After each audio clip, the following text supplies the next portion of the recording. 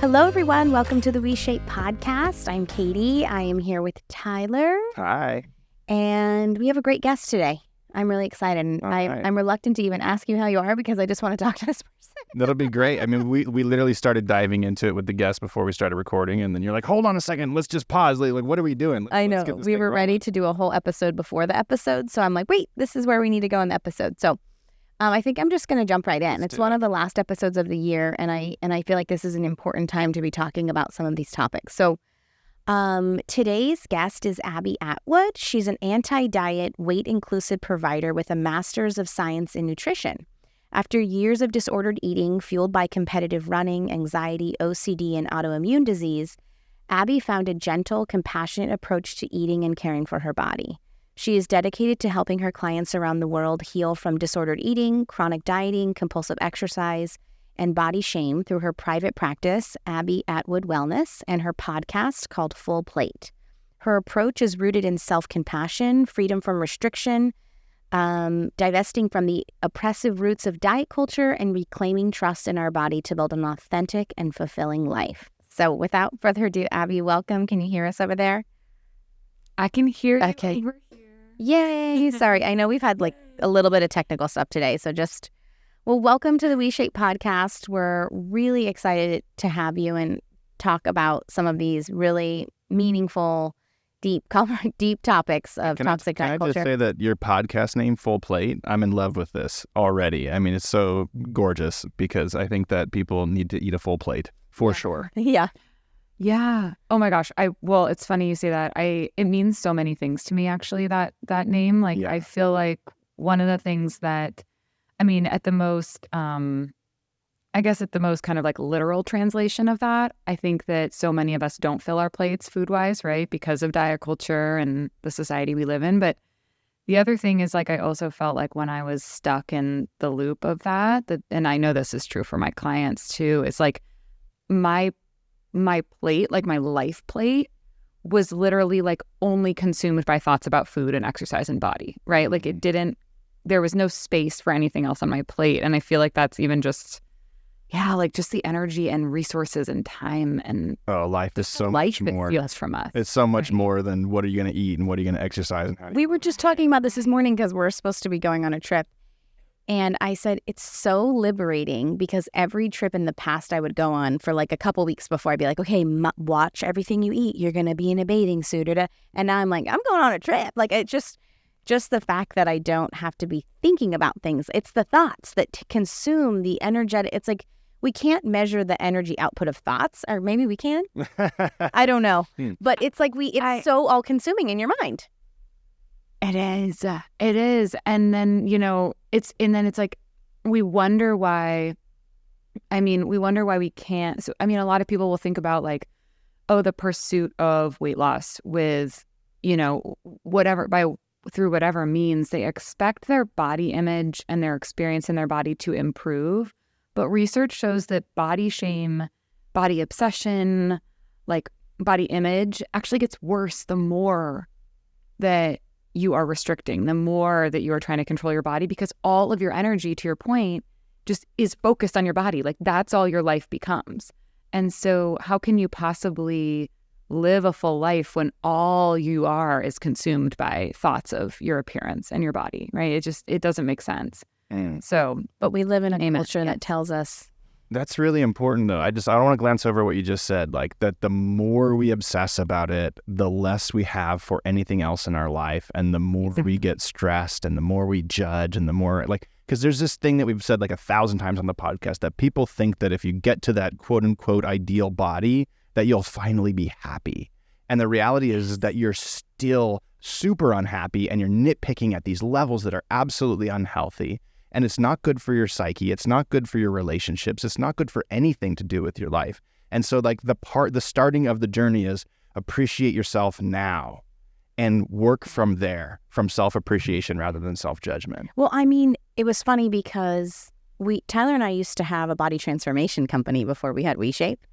And we used to watch people lose a lot of weight, many, like thousands of people. And many of people had lost like well over 100 pounds. And there's these big, like in their mind, like these big, we were like, wow, these are big accomplishments. And the funny thing about it was like, it always ended in one of two ways, which was now I need more weight loss, or I'm gaining all the weight back and I'm feeling worse than I did before.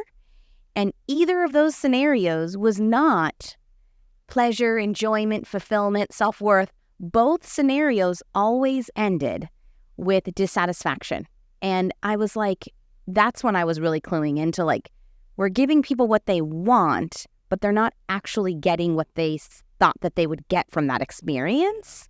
And then that's when everything shifted and we ended up kind of shutting that down and starting WeShape. We were like, we are on the wrong path here because we're watching all these people in front of us like, quote unquote, achieve success, but nobody felt worthy of that success because I don't really believe that's like a good measurement of success anyway. But now I see it. At the time I didn't. And now I'm like, whoa, but nobody was happy.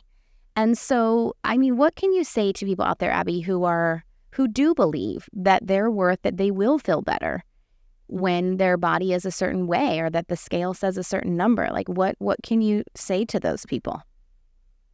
What a big question. I think one of the things that I come back to all the time in this work is like that when we restrict what we're eating,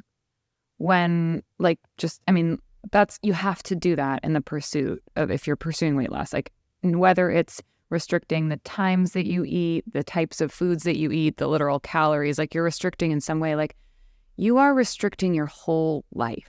Like it's not just that you're restricting food, it's like you are making your life smaller, right? And so to think that we will feel better by doing that, it is like the greatest lie, like that's sold to us our whole life, right? Like, and I always say like it's by design. Like it's not this like coincidence that your life shrinks when you're pursuing all of this stuff. Like I really believe that all these systems are in place to really distract us from being able to live a meaningful life and like to really live in alignment with who we want to be and our values. Because like at the end of the day, your values is what I would say is like your values are not thinness, right? There's something deeper there that you're longing for and that we're all longing for that we have been told that thinness and weight loss is going to give us. So to your point, when you just said like they never felt that quote unquote success, it's because it was never about the body. It was about what that meant, right? Like whether it's like feeling safety or belonging or lovability or desirability, like whether just wanting people to appreciate you or admire you or, I mean, it's so many things, but we have to dig deeper and ask ourselves, like, what is it that we actually want? Because we know, like weight loss long-term doesn't work. Like research has showed us, I mean, we've seen that over a century of research on weight loss. But we also know like we're being sold something that just distracts us from actually living in the moment. And Tyler, you said that a few minutes ago, like we have to stay present, and this pursuit keeps us from being in the present moment. We're always thinking about like, you're like putting your life off until XYZ, right? Until I get to this certain body. And so you end up missing out on life. So do you think that, It's big. So I ask, my brain just is constantly in this loop of like, well, what about this and what about that? But I keep coming back to this idea around, regardless of what it is we're pursuing, it doesn't even have to be about our body, that at the end of the day, that we're seeking for something outside of ourselves, some validation from somebody else. And do you think that we could ever really get that type of validation that we want from somebody else? Or do you think that has to come from our own inner work, our own self? Yeah, it's a great question. I come back to this all the time. I think we have to look at like, what does it mean to belong, right? And I think what we're sold is conformity, not true belonging, right? So I think if we're trying to pursue what we've been taught is what makes us good, valuable, worthy, and we haven't done the work to unpack whether that's what we believe or whether that's just what we've been conditioned to believe, then I don't think there's ever true fulfillment in that. However, I think that so much of this, like so much of just healing in general, like big picture healing, is about also like finding community and connection where you do feel validated and accepted for exactly who you are, like truly who you are, rather than trying to conform. And really what we're doing when we conform is like we're abandoning ourselves. And there's no happiness or joy in that long term. But I do think like a lot of times when we're healing, like it can feel really isolating, and we do have to consciously seek out people who are in alignment with our values, who, you know, we do as humans need connection, right? And we do need acceptance from others. Like I don't think, you know, you can do all the work on self-acceptance, but if you're walking around the world and you feel like no one is seeing you, hearing you, understanding you, like it's still a really lonely experience. But I do think, like, unfortunately, we have to set some pretty serious boundaries around who we let in that, like the closeness of like who we let in, you know. I mean, obviously there's always like this random person at work. Are you saying that like the core and the foundation of the validation and acceptance has to come from self, and then as human beings, we're, you know, social creatures who want to be in relation with other, and so the bigger picture and the kind of cherry on top is when we find people in the similar value system who accept us for who we are. Because I'm so curious if like we say, okay, like I find all these people to connect with, but if I still don't connect with myself on the inside, like is something still going to be missing? Like is that still, it's like both have to be there? Yeah, I think that's exactly how I think about it. Like, and it's funny, you know, I think about this in like self-compassion work too, because when a lot of us like we're capable of so much compassion for other people, and we can't apply that to ourselves so often, right? Like, so you might be, or I'll work with people who are, you know, really working through a lot of their beliefs around like their worthiness, like this conversation we're having, which a lot of times like comes down to their body, right?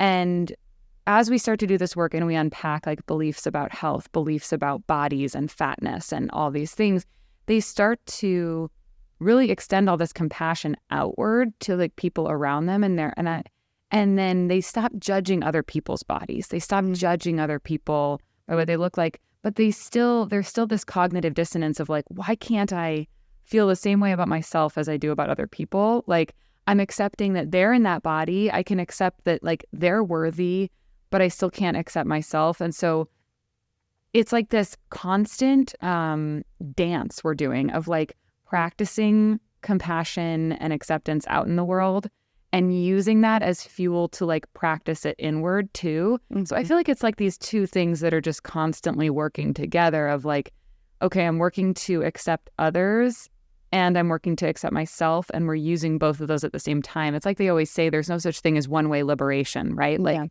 we have to be doing both. Yeah. I love that. I want to echo something you just said too that I thought was beautiful, because when you were talking a few minutes ago about people not feeling like they have their values in line, because value isn't thinness, you know, what came to me is like what people really, really want is they want to feel connected.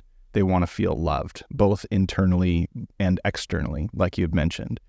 And you said the word conformity. Conformity makes us good citizens. Conformity makes us fit in with the whole, but conformity oftentimes is an abandonment of self. It's a lack of connection with self.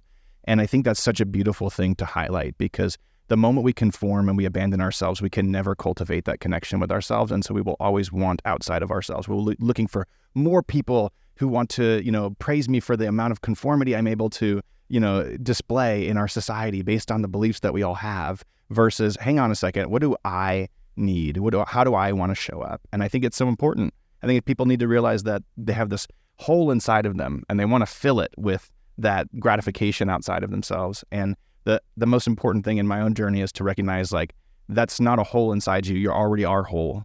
And it just takes time to recognize that and really feel that and embody that and offer it to others so that you learn how to offer it to yourself, just like you're saying. So thanks for the conformity thing. That's really cool. Conformity is big. I like that. I want to highlight something, and I struggle with how to have this conversation, but I think it's really important. You know, Abbie, I feel like we live in a fat-phobic culture. And I think that what's hard is that when people are in larger bodies and then I'm coming to them and I'm like, well, you're worth it. And like, you can just be happy in the body that you have. You know, it's hard. I have privilege that, is not that of everyone. And so I'm always like stuck in this position of like, I want to just recognize the human behind the body and offer people permission to feel worth and let them know that I've had these experiences with helping people achieve body transformation and not have them get what they were really after. But it is challenging when you live in a culture that is fat phobic, that does treat people in larger bodies differently. So it's like going to a client who's in a larger body and telling them, hey, you are worthy and you can just cultivate your own self-worth and your own confidence, while they're out in a world that's constantly being delivered a different message and people are being treated differently based on how they look. It's like, how do we navigate that? I know this is kind of heavy, but it's like, I think about this a lot. For the heaviness. Okay. That's like the only thing I know. Okay. It's hard, right? Like sometimes I just want to sit back and be a little bit quiet because I'm like, who am I to say that? I get that. At the same time, I want to provide a level of advocacy and community and connection with many types of people. So even though I haven't lived their experience, I want to advocate for their experience and do the best I can to do that. I guess I'm trying to understand is like how, because I don't really know what, when someone says that to me, it's like, well, I am in the pursuit of weight loss because I will be treated differently, and this is the culture we live in. Some people have told me that this is the culture we live in, and so if I don't conform, I'm gonna be treated differently, and I don't want to be treated differently. It's like, where do you go with that? Yeah. Oh, yeah. I think there's so many things. I think so. I've completely resonate and empathize with what you're saying, and this is really hard. I think none of us know what it's like to be in someone else's body, right? And I think when I run groups and do kind of support groups, I mean, this is one of the hardest things, I think, when everybody's showing up in different bodies. Like, it's really hard for people to reckon with that, like that their experience is really different from this other person's.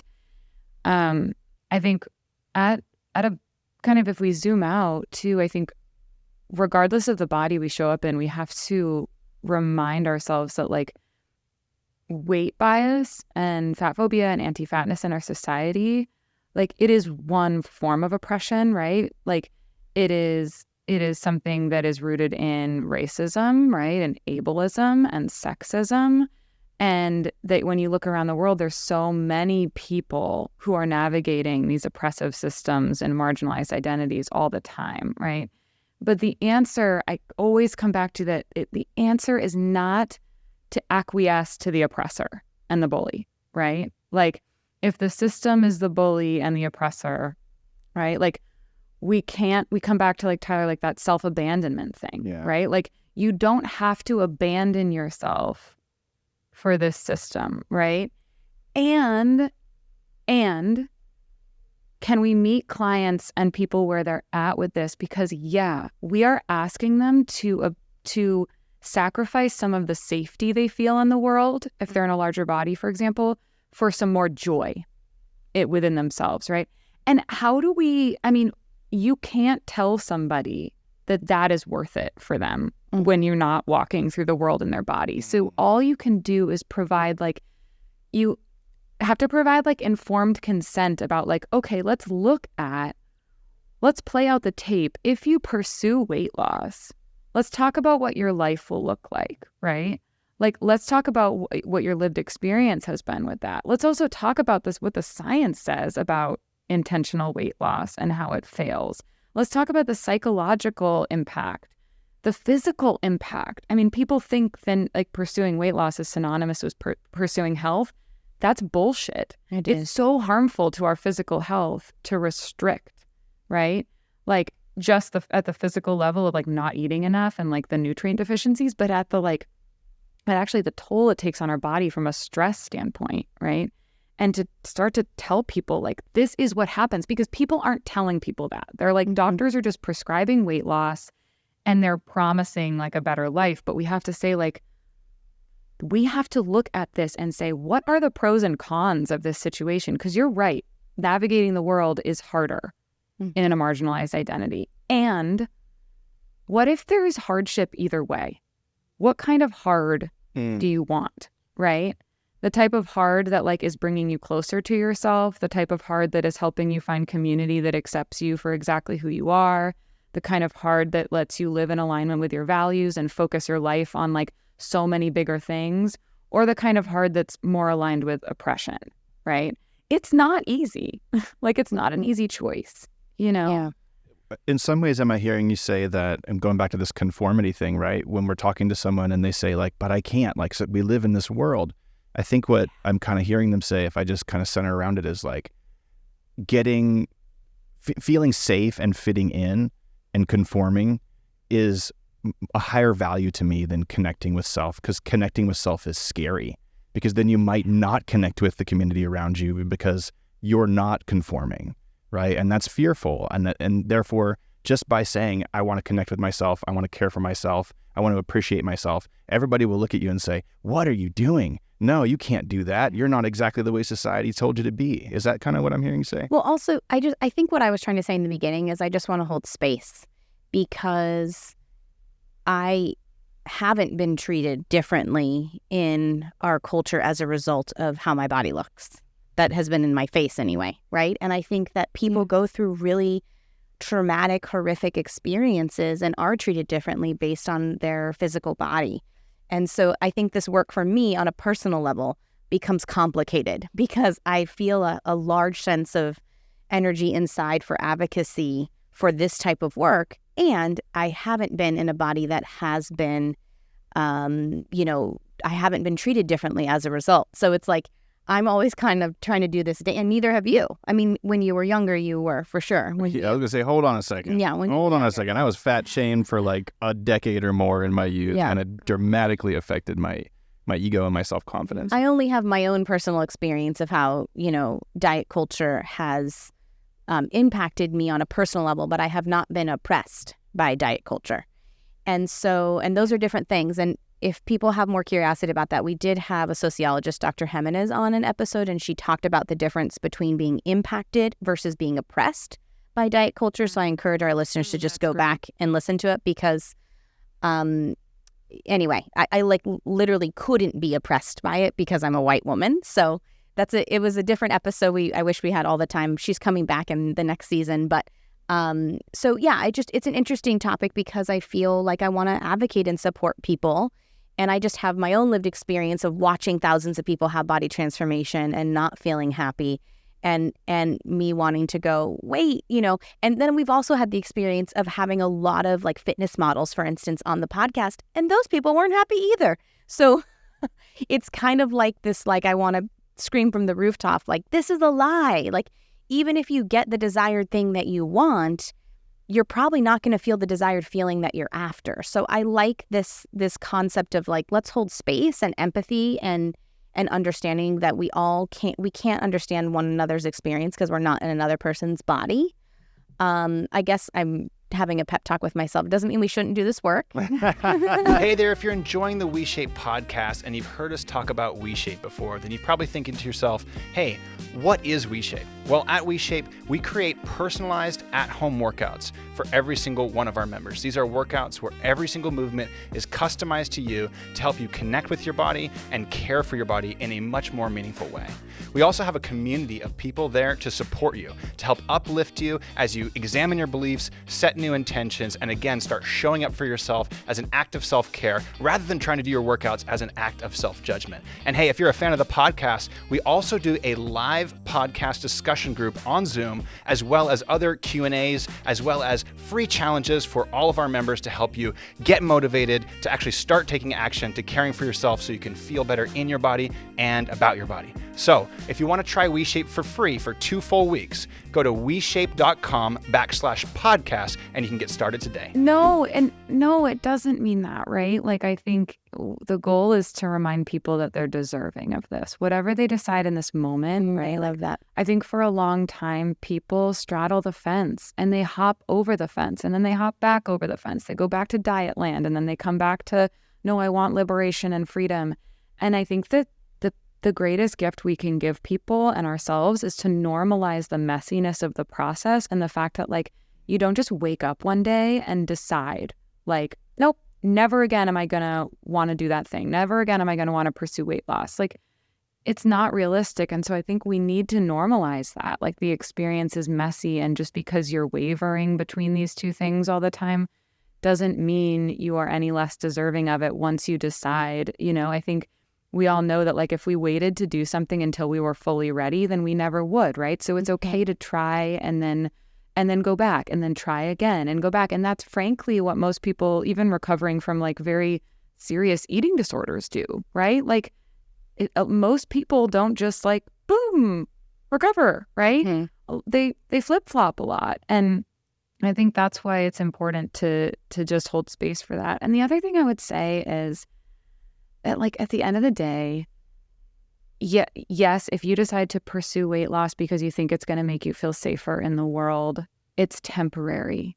It's temporary because we know it doesn't work long term, And it's also not, it's not harmless. The attempt itself isn't harmless. So what I mean by that is, like, weight cycling is an independent risk factor for all of these different chronic conditions, right?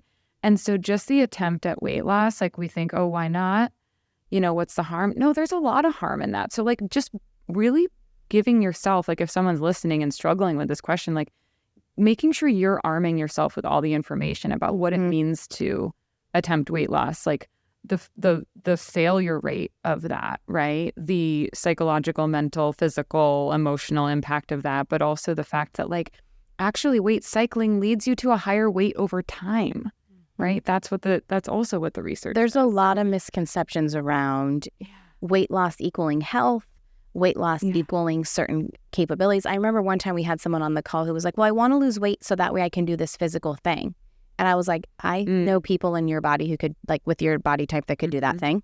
It's like you know what I mean? Like, it's like we think that being thin means we could do more physically. And I'm like, I think that there are people who, like, could do that. Like, just, you're focusing on the weight loss. Why don't you focus on the thing? Like, I think she wanted to do something with yoga. Yeah. And I was like, you could just focus on practicing that and not focus on the weight loss. But, like, that's how we're wired to think that if I'm going to be healthy, if I'm going to be flexible, if I'm going to be strong, then I have to be thin first. I'll lose the weight and then I'll do those things. And I'm like, well, actually just shift and start practicing those things. I mean, I know it's kind of crazy, like, totally. But yeah, just do that. Totally. Yeah. And it's also, the thinness equals health thing is such it's pretty violent, right? Like, if you think about it, like, what it does to everyone. But it's important to remember that there's not a single health condition that exists only in larger bodies, right? Like, not a single one, right? So anything that a fat person can get, medical condition-wise, injury, whatever it is, so does a thin person, right? It's so important to remember this. And I'll have clients who'll be like, well, I'm really struggling. Like, I get winded going up the stairs. Like, I know that if I lose weight, then that won't happen. I'm like, no, that's actually not true, right? Like, I know lots of people in small bodies who get winded going up the stairs. The solution is not weight loss, right? Yeah. The solution is, if you want to, if it feels like a compassionate practice, to start working on and building up aerobic capacity in ways that feel good for you so that you don't get winded going up the stairs. And guess what? If your body never changes as a result of that, it won't if you're, feeding yourself adequately, and right? Like, but your aerobic capacity can change. And the research shows this time and again. Like, we can build physical fitness without any kind of weight change, right? So it is like dispelling. That's what I'm saying, though. It's like, it's funny. We think that in order to be strong, in order to be flexible, in order to have, like, the ability to handle aerobic, like, the weight loss is a part of it. And what I think we're saying is it's absolutely not. I heard you say and it's perpetuated. Sorry, go ahead. Oh, go ahead. Go ahead. Go to the I'll come back in a sec. Go for the perpetuated. Okay. I was going to say it's perpetuated by the media and, like, what we see in, like, social media or just, like, advertising at like, if you just think about, like, fitness spaces, right? Like, it's always featuring people in smaller bodies, right? So, like, the association there is so strong that, like, to be fit, you have to look a certain way. And that's not true. And it's constantly in our faces, right? Mm-hmm. So I think there's a really big issue of representation in the fitness space and in the health and wellness space and the diet industry. Like, it's constantly pushing forth that message. Like, it's not just that people have the lived experience where they think it's being reinforced, but they look around and every person they see that's held up as the picture of physical fitness is thin. That goes back to my point earlier around how I have to hold space for people in our culture who are constantly fat shamed as a result of, you know what I mean? So that's why I'm always trying to like, oh, that must be so hard to be constantly reinforced by all of these messages that we're not even really conscious of. You know what I mean? It's like, it's just always in our face, like reinforcing. And that's why this work is hard, I think, because I'm like, well, there's another way. And then like everyone else is like, but this is the way. It's like, oh no, terrible. No, don't follow that person on Instagram and don't look at those ads and close your eyes. You know, it's like, it's powerful. I'd love to comment on this other way, because I feel like you said something there that I just was like, wow, that was a beautiful word. And it was, if this is a compassionate practice. And I think it's important to highlight something, because you had just mentioned a little while back, Katie, about, you know, maybe I had a weight loss journey of my own. You know, I was overweight as a kid and whatnot. And I came across a judgmental practice, which I think is what 99.99999% of people do. They look in the mirror and they say they hate themselves in one way or another, and they use that as fuel to go change the way that they look, thinking that's going to make them happy. And here's the real kicker, is that people have this notion that this is going to work. But for maybe 1 out of 1,000 people are judgmental enough of themselves to give them the fuel to make it work, right? And then sometimes it bounces back and forth. But the other 999 out of those 1,000 people, I'm just making these numbers up, but I'm just trying to just give people a perspective. The other 999 of those people are identifying with what they're saying to themselves, right? Like, I would judge myself to get myself fuel, but eventually I identified with the person I was becoming, not the person I was. But I think most people get trapped in staying identified with the person that they were, and that creates this negative, fear-based experience around their experience of approaching exercise, nutrition, whatever it may be. And I think that if you can shift the lens from self-judgment to create fuel to self-compassion, self-kindness, and like the thing I always say over and over again to our coaching clients is like, show up for your workouts as an act of self-care, not as an act of self-judgment, right? Like, you deserve to do things to take care of and try to feel better in your body so you can have movement freedom and you can do the things that you want as best as you can. And I just think it's such a important note to say, if you're finding motivation through self-judgment, like, we got to start there. We got to figure out how to find appreciation for your body, whatever it is. And we got to come to a place of finding that motivation from a desire to create more self-care, if that's the path that you're on. I just got to say, because there's going to be people listening who go, well, if the one person found what they wanted through judgment, I'm that one person. And I just want to dispel this.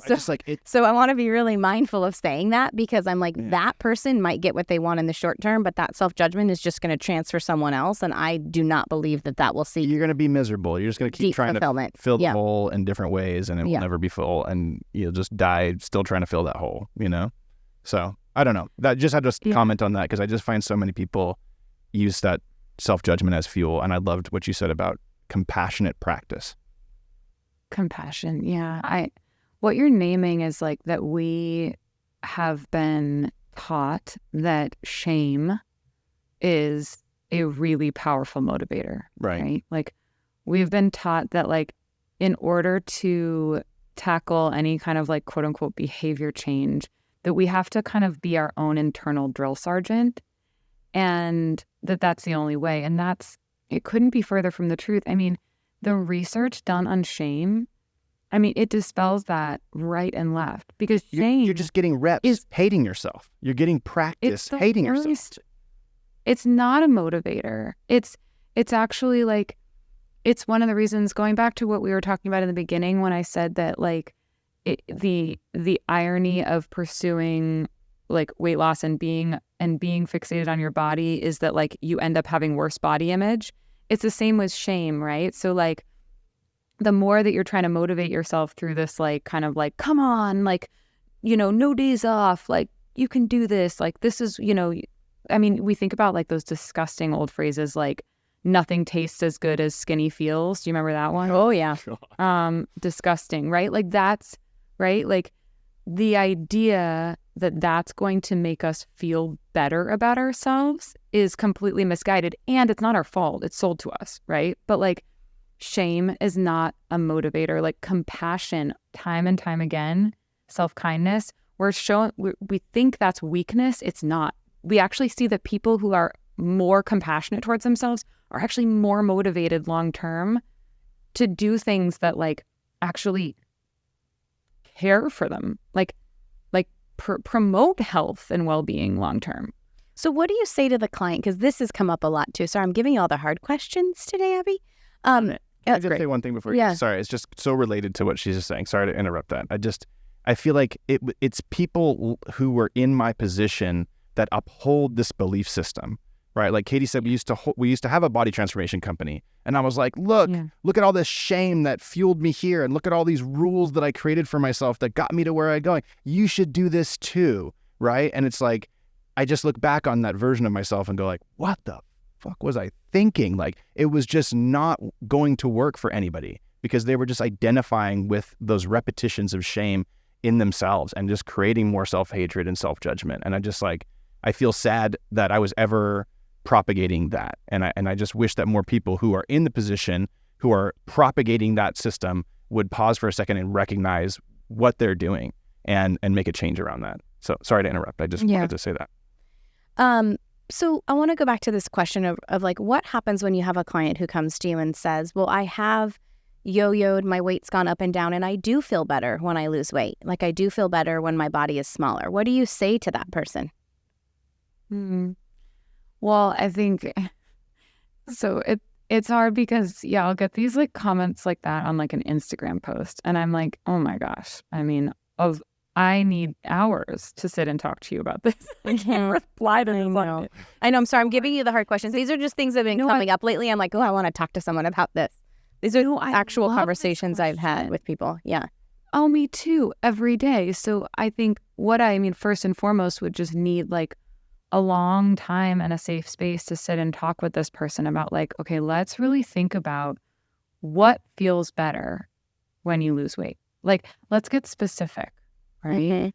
Mm-hmm. Do you feel more accepted? Is it that you're getting compliments, right?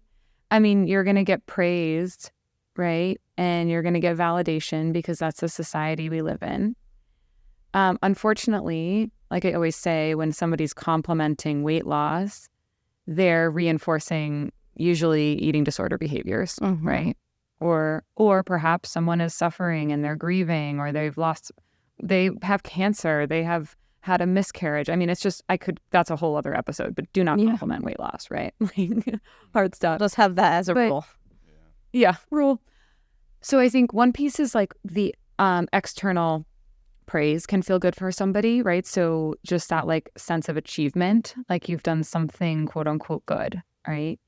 So we might want to unpack that. Like what part of the feeling good when you lose weight is emotional, right? And kind of rooted in that outer acceptance and validation. Then let's talk about the real physical differences that you feel, right? And a lot of times what you find when you start to dig into this conversation is like there are certain behaviors that folks are engaging in that might actually make them feel better, right? But it didn't have anything to do with the weight loss, right? So perhaps they started like walking more regularly and they really loved that, right? Now that could go in conjunction with some compulsive exercising or some under eating that like for the intentional weight loss. But if you just try to like zero in on a couple things that maybe they were doing, again, Tyler, like from a place, can we do those things from a place of self-compassion? Can we start to create a different relationship with those things, right? Do you feel better like incorporating some vegetables here and there? Awesome. That doesn't have to be about weight loss. Do you feel good going for a walk in the morning? Amazing. It doesn't have to be a certain number of minutes, and it doesn't have to be about weight loss. Like, can we talk about behaviors versus this like weight outcome that you're associating?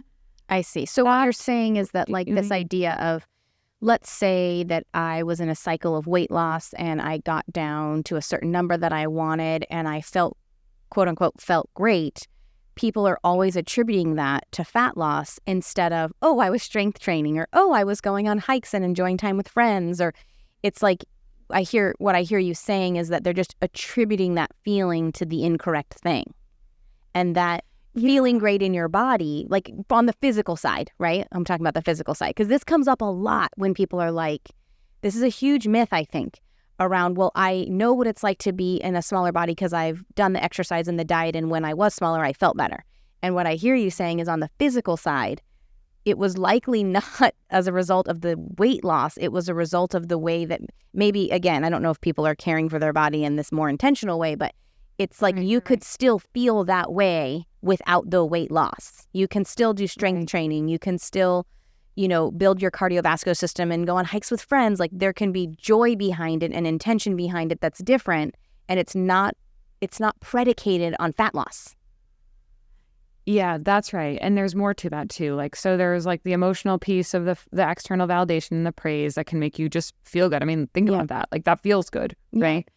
Then there is the feeling of quote unquote success, right? Oh, I did this thing. Like it's like dieting and weight loss gives people a big purpose in their life, right? Mm-hmm. Like, and having purpose and direction and like this checklist of like, I did all the quote unquote right things today also feels good for people, right? Yeah. That feels really safe and contained and certain, right?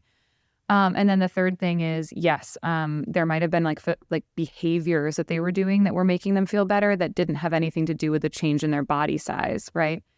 The other thing, though, is that you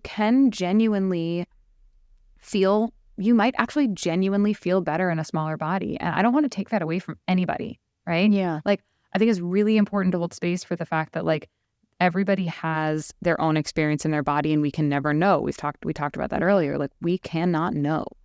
And, right, what is the cost of that?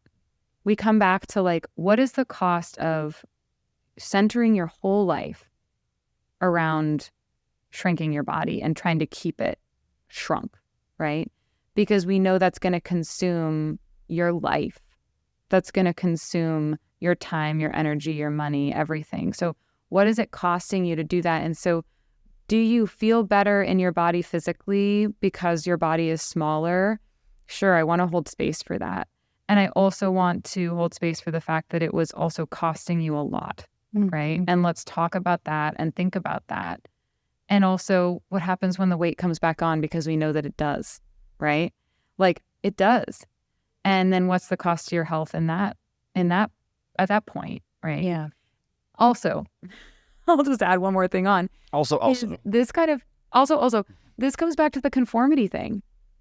So like, this is a form of self-abandonment, right? Like neglect, like not feeding yourself enough. And we're conforming, and there's something that can feel good and safe about that. But all the praise, all the love that you might receive around that was predicated and conditional on that weight loss, right? And so that just reinforces to people that their worth only lies in the size of their body. And that in and of itself, it's pretty destructive to our self-worth, right? Well, Abbie, this has been a really good conversation. There's been a lot of burning questions on my mind lately. So thank you for sitting through all of the chitter chatter in my mind of like, I don't know how to approach these things. I want to think about it in a certain way.